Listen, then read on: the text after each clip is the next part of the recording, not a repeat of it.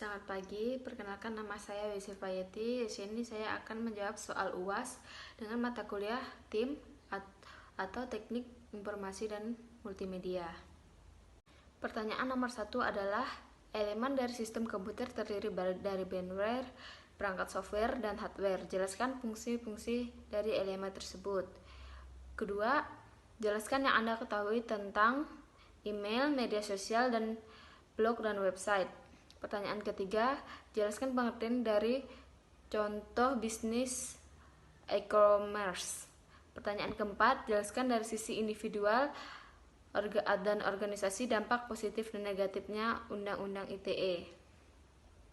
Jawaban nomor 1 yaitu brainware. Brainware terbagi menjadi 3. 1 sebagai administrator, 2 sebagai programmer, 3 sebagai operator.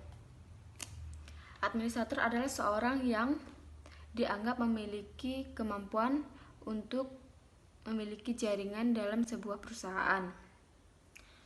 Sedangkan programmer adalah sebuah tugas untuk menciptakan program mereka sendiri.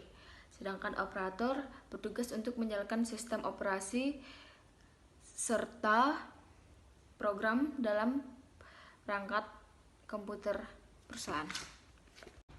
Fungsi hardware terbagi menjadi 4, yaitu 1 alat masukan atau input, 2 alat proses, 3 alat penyimpan data, 4 alat keluaran atau output. Fungsi software adalah sebagai dasar kebutuhan komputer agar dapat berfungsi dengan baik. Jawaban nomor 2 adalah email adalah surat elektronik, merupakan sarana dalam mengirim surat yang dilakukan melalui media internet. Media sosial adalah daring yang dibutuhkan untuk komunikasi jarak jauh. Blog adalah aplikasi web yang memuat tulis-tulisan yang dimuat sebagai posting pada halaman web. Web adalah suatu kumpulan halaman pada suatu domain di internet. Jawaban nomor 3 adalah contoh model bisnis e-commerce. 1. B2B atau business to business dilakukan oleh orang yang saling berkepentingan. B2C adalah business to customer, dilakukan oleh pelaku bisnis dan konsumen.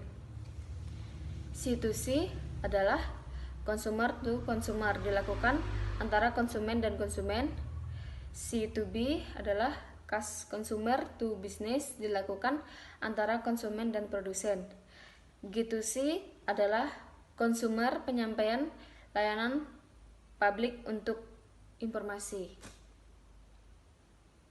Jawaban nomor 4 adalah sisi positif Undang-Undang ITE mengatakan atau memerintahkan supaya lebih berhati-hati dalam melakukan transaksi pembayaran, karena kalau tidak berhati-hati akan terjadinya peluang besar untuk penipuan.